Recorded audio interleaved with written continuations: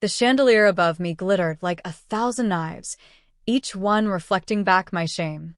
All around, the wedding hall roared with applause as my sister twirled in her designer gown, playing the princess of the night. Then my mother's voice, sugary venom, sliced through the music. "Rachel," she called, loud enough for every guest to hear, "hand over your house papers to your sister. Ungrateful kids don't deserve comfort." My name is Rachel, and from wherever you're watching this, stay with me. Have you ever been cornered by the very people who were supposed to protect you? I stared at her, the woman who'd raised me, who was now tearing me down in front of 250 strangers. Her eyes were bright with entitlement, no hint of doubt, no room for mercy. My father stepped closer, voice thick with authority. "Your sister is starting a new life. You owe her. You're single. You don't need a house." My pulse went cold. The air in my throat felt like fire. My sister, my own sister, turned from the stage, her veil pinned perfectly, makeup flawless, but her smile was a predator's grin. "Well," she demanded, hand outstretched, "don't be selfish." Selfish. The word rang in my head like a war drum. I tried to breathe. "No," I said, my voice steadier than I expected. "That house is mine." Her eyes flared. A heartbeat later, her palm cracked across my cheek, so hard I nearly stumbled. The gasp from the guests was sharp, but then they laughed. They laughed. My mother nodded with approval, like violence was the language of love. Something inside me turned to stone. I straightened, face burning, heart pounding like it might shatter through my ribs. I looked around at the sea of smug faces, their cruel delight simmering in the fairy lights. "Fine," I whispered. "You want to play games?" My sister smirked, confident she'd broken me. I met her eyes ice cold. "Then let's play." Because if they thought they could humiliate me on this stage, they hadn't yet seen the storm I was willing to unleash. And I would make them regret underestimating me, one ruthless, perfect move at a time. The wedding band picked up again, drowning out the echo of that slap, but I still felt its sting burning like a brand on my cheek. My sister laughed with her bridesmaids, tossing her hair like nothing had happened, like I was just another pebble under her diamond-studded heels. My parents beamed, soaking in the applause of 100 well-fed guests, proud of their precious daughter. And I stood there, fists clenched, humiliated, every nerve in my body screaming. No one saw me slip out the side door, into the winter-dark night, the air slicing through me cleaner than any applause ever could. I pressed my back to the stone wall outside, breathing hard, rage clawing at my ribs until I thought I might choke on it. Ungrateful kids don't deserve comfort. My mother's words cut deeper than the slap. Ungrateful?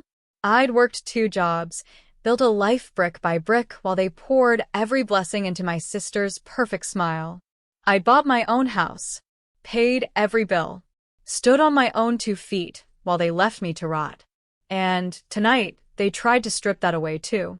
No, I would not let them. I turned my phone over in my hand, thumb hovering above the name I hadn't dared call in years. Mr. Carter, the lawyer, who once told me if they ever crossed the line, he'd be ready. My heart pounded as I dialed. He answered on the second ring. "Rachel." I swallowed, voice like broken glass. "I'm done. I want to activate the clause." Silence. Then a slow exhale. "Are you sure?" I looked through the frosted window, watched them laughing inside, dancing, sipping champagne bought with my sacrifices. "Absolutely," I said. "Then consider it handled," he replied, ice cold and reassuring. I ended the call, a strange, quiet calm settling in my bones. When I stepped back inside, the heat and perfume slapped me harder than my sister ever could. But I held my head high, shoulders square, eyes forward. My sister saw me and smirked, thinking I was crawling back. But I only smiled, slow and poisonous. Because the game had begun. And this time, I would be the one writing the rules, no matter what it cost them. The party roared on, as if nothing had cracked. Laughter spilled over crystal glasses, cameras flashed, heels tapped on the polished floor, all choreographed to perfection. But my blood felt like liquid fire, each heartbeat steadying me for the war I'd just declared. I walked back through the hall, eyes dry, chin lifted. My sister caught my gaze, smirk still glued to her face, certain I'd come crawling to beg forgiveness. She even stepped closer, voice syrupy and cruel. "Changed your mind? Ready to be useful for once?" I looked at her hand, that ring so oversized it looked like a hostage situation, and felt a calm that chilled me to the marrow. "No," I said. "I just wanted to see how happy you'd be for now." Her brow creased. "What does that mean?" But I was already moving past her, ignoring the stares, ignoring my parents' smug approval as if they were royalty granting me pity. My phone buzzed, one short message from Mr. Carter. Filed. Executed. Congratulations. My breath hitched, a twisted sort of relief flooding me. They didn't know that the house they wanted to steal from me was protected under a fail-safe trust.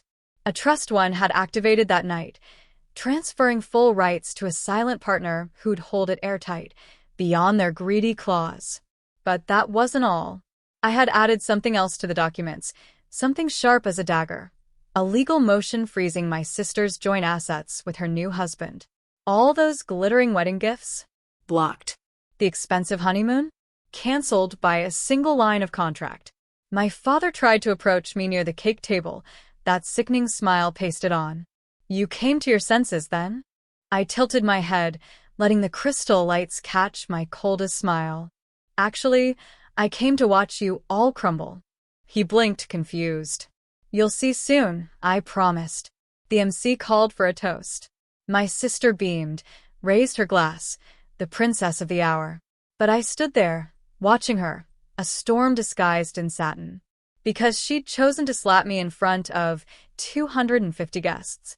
Now I would let 250 guests witness her empire collapse, piece by piece, with me still standing while she fell. And no one, not even the golden child, would ever humiliate me again. The first sign of the storm came minutes later, like a quiet crack in glass. One of the catering managers slipped through the tables, pale as a ghost, whispering frantically to my brother-in-law. His face drained of color, confusion twisting into raw panic. My sister turned, irritation creasing her perfect makeup. "What's wrong now?" The caterer stammered. The payment, it was reversed. "No funds." Gasps rippled through the hall like a slow wave. My brother-in-law checked his phone, fingers trembling. Then he looked up, horror etched across every line of his face. "The honeymoon booking is gone. Cancelled." My sister's mouth fell open. "What are you talking about?" I stood perfectly still, a calm in the center of their crumbling fairy tale. My mother pushed forward, frantic. "What's happening?" And then I spoke, voice sharp as shattered crystal. "That's what happens when you try to steal from me." All eyes turned to me, hundreds of guests frozen with shock. My sister's hands balled into fists. "You did this." I stepped forward, measured, unstoppable. "I protected what was mine. And you, dear sister, signed away every right to your accounts the moment you tried to take my house." A hush fell so deep, even the string quartet faltered. My father lunged closer, voice thick with rage. "You ungrateful. Ungrateful." I cut him off, steady and cold. "I built my life alone while you spent every cent propping her up. You made your choice. Now live with it." My sister shook her head, hairpins rattling. "Fix this. Right now." I tilted my head, letting my contempt show. "No." The hush turned into a roar of whispers, guests pulling out phones, recording, devouring the drama they'd paid to witness. My sister's eyes filled with desperate tears, but no one moved to comfort her. I glanced around, calm as a queen among ruins. "You show me my place tonight," I said, voice steady, echoing through the glittering hall. "Now let me show you yours." And with that, I turned on my heel, leaving them choking on their own pride, the wedding crumbling behind me like a house of cheap glass. They had made me an outcast. I had made myself a legend. I stepped out into the night, the chill cutting cleaner than any apology could. Behind me, The wedding hall erupted in chaos. Voices shouting, plates crashing. A perfect party turned into a battlefield. My phone buzzed. Mr. Carter again, confirmed. Assets frozen. No one can touch your house. A rush of triumph flooded my veins. For so long, they'd called me ungrateful, selfish, small. Now they'd learned that the girl they tried to humiliate was the one holding every string. I watched through the tall glass windows as my sister dropped to her knees, mascara running, begging the event staff to stay, to serve food they could no longer pay for. My parents hovered over her, shocked and helpless, no money left to bribe or threaten. My father caught sight of me outside, rage twisting his face. He pushed through the guests, storming toward me, voice low and poisonous. "Rachel," he growled, "how dare you ruin this family's reputation?" I met his eyes, steady and unflinching. "Reputation? You all laughed while she slapped me in front of 250 people. That's the reputation you built." He tried to speak, but I held up a hand. "You will never touch what's mine again," I said, each word slicing through him. "Not my house. Not my name. Not my peace." His mouth opened, then closed, as if he finally saw me for the first time, no longer the expendable daughter, but the storm he could never cage. My sister stumbled to the door, wedding gown bunched in shaking hands, cheeks streaked with ruined makeup. "Please," she sobbed, "you can't do this. Fix it. You have to fix it." I looked at her, at the golden child who had devoured every kindness I'd ever been denied, who slapped me without hesitation because she was taught I had no worth. "I don't have to fix anything," I told her, voice like frost. "You taught me that." Her face collapsed, shoulders crumbling under the weight of consequences no one had ever made her carry before. Somewhere deep inside, a tiny ache tried to stir, but I buried it. They had chosen their cruelty. Now they could live in it. I turned and walked away, each step a quiet vow that I would never again bow to their twisted idea of love. And this time, I would never look back. The night swallowed me as I left them behind, the wedding hall still echoing with their frantic voices. The air outside felt so sharp it almost tasted clean, slicing through the poison they'd tried to drown me in. I walked slowly, letting the rage simmer down into something colder, clearer, resolve. My phone buzzed again. "Everything is secured," Mr. Carter had texted. "Your trust is safe. They can't touch a dime." I exhaled, my shoulders finally, truly loosening. For years, they'd made me their scapegoat, their afterthought, their designated sacrifice whenever things got tight. Now, they would see what happened when the scapegoat grew horns. I hailed a taxi and climbed in, ignoring the curious glance from the driver. "Where to?" he asked. "Home," I said. The word felt brand new. As we drove away, I let myself remember the moment my sister's hand cracked across my face, the applause that followed, the sneers. The bile rose again, but I swallowed it back down. Never again. When I stepped into my house, I locked the door behind me and stood there, breathing in the silence like a blessing. No one was going to show up tomorrow demanding a piece of it. No one was going to order me to bow down for someone else's happiness. My phone buzzed one last time, a number I knew by heart, my mother's. I stared at it ringing until it went to voicemail. Then I blocked it. I stood there alone, feeling no fear, no doubt, no shame. I made tea, letting the warmth settle deep inside me, and watched the city lights through my window. I wondered what they were doing right now, scrambling to explain to 250 guests why the wedding had collapsed in the final hours. It almost made me laugh. They had built their entire story on crushing me. And tonight, I'd torn the foundation out from under them with a single word. No. I walked through every room of my house, touching the walls, breathing its peace, knowing that it was mine in a way no one could ever rewrite. And for the first time in my life, I felt like I belonged exactly where I stood. Morning broke like a quiet revolution, sunlight creeping across my floors, brushing against the curtains I'd chosen, the table I'd bought, the walls I'd painted. All of it mine. Untouchable. I moved through the house barefoot, letting that truth sink in. No one could take this from me. Not anymore. The phone stayed silent, eerily so, after I'd blocked their numbers. A part of me wondered if they were still reeling, still fighting to understand how the doormat they'd slapped around had become a fortress overnight. Good. Let them wonder. By noon, I checked the news out of pure curiosity. It was all there, social media flooded with posts from guests who'd witnessed the meltdown of the century. Videos, gossip, the entire glorious implosion of their perfect illusion. The bride is bankrupt. The parents demanded a house. The sister refused. My sister's flawless image lay in tatters, right where she'd left me on the night she decided to strike me in front of everyone. I sipped my coffee, calm. No pity left in me.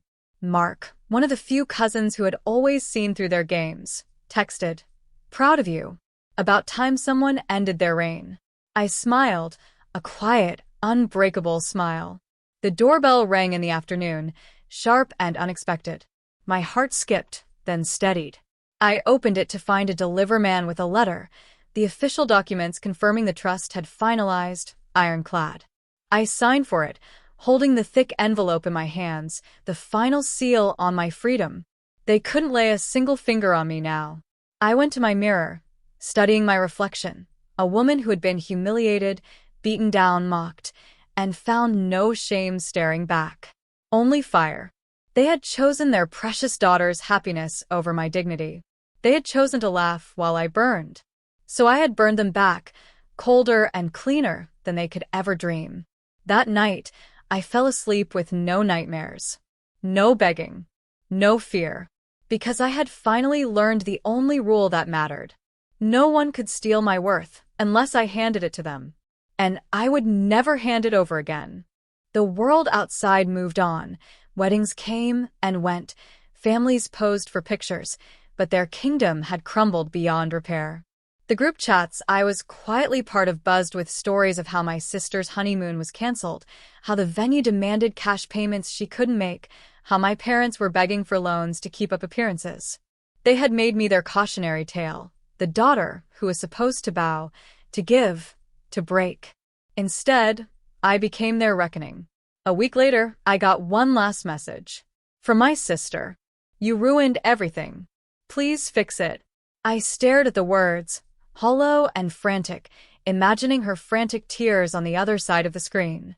I let them sit there, unread, unanswered. Then I deleted them.